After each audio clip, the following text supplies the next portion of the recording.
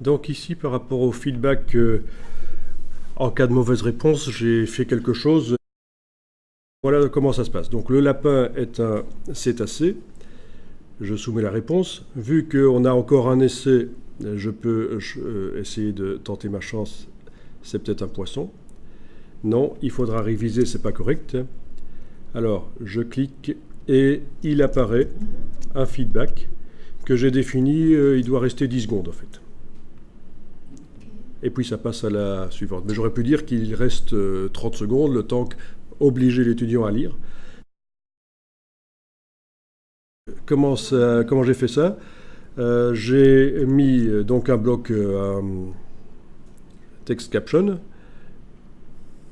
Dans les propriétés de ce text caption, que j'ai pas formaté, c'est pourri comme design évidemment, mais j'ai été coché l'œil ici pour indiquer qu'au départ il n'est pas visible. D'accord. Donc ensuite, dans le quiz, je clique à côté d'abord, voilà. Le quiz apparaît là. Dans le quiz, on a donc indiqué qu'il y a un message qui lui dit de réessayer. Il a deux possibilités de réessayer, c'est là, voilà. Et alors au dernier essai, je lui demande de montrer le bloc texte auquel j'ai donné le nom justification. Et donc l'option Continue Playing de Project est enclenchée. Donc une fois qu'il est arrivé au dernier essai et qu'il a raté, cette chose-là apparaît. Le projet continue pendant combien de temps? Mais ça va dépendre de ceci en fait, hein, parce que dans le timing de cet objet, j'ai été mettre qu'il dure 10 secondes. Au bout des 10 secondes, ça passe à la slide suivante, c'est la suite du projet. Et donc dans Display, on a la possibilité de le faire jusqu'à la fin de la slide. Il faudrait un bouton qui permette de passer à la suite alors. Ou il faudrait que la slide ait une durée elle-même.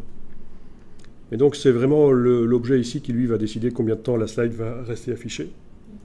Et Rest of Project, on avait dit, c'est quand on veut des choses qui apparaissent tout le temps sur toutes les slides. Donc ça répond un peu à la question. C'est déjà un feedback après. Oui, un feedback en restant sur la même slide. Il y a l'autre solution, c'est de dire qu'en cas d'échec, évidemment, on peut le diriger vers une autre slide. D'ailleurs, je vais le faire ici, comme ça vous voyez. Je vais aller insérer à la fin ici, après les résultats du quiz, je vais aller insérer une slide blanche dans laquelle je vais indiquer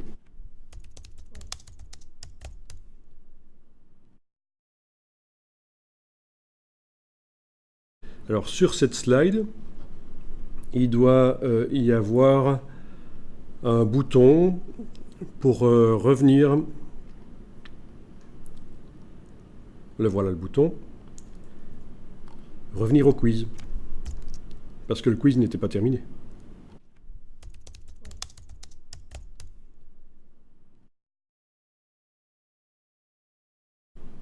Qu'est-ce qu'il fait comme action? Alors j'ai deux choix. Ben, soit revenir à la slide, la dernière qui avait été visitée avant celle-ci, ou l'option Return to Quiz, qui est justement prévue pour ça. Il va retourner exactement là où il était arrivé.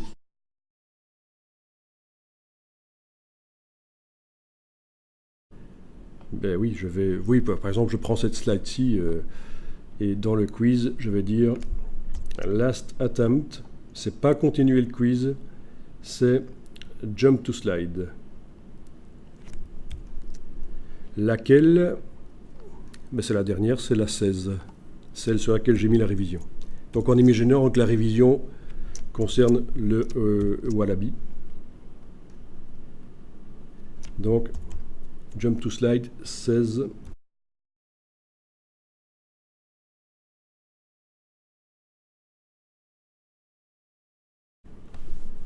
Départ de là.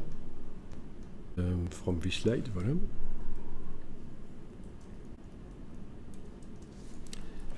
Donc, l'atout a été par monsieur, voilà, comme ça. On avait dit qu'on acceptait la faute d'orthographe, bien. il est passé à la question suivante.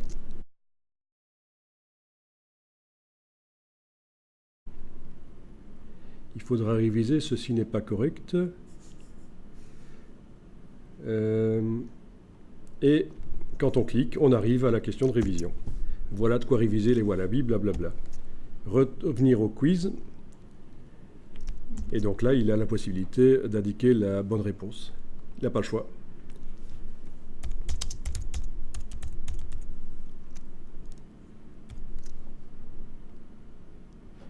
Kangourou, oui. Il faudra dans la question, évidemment, préciser, on avait dit qu'il faut mettre un seul mot.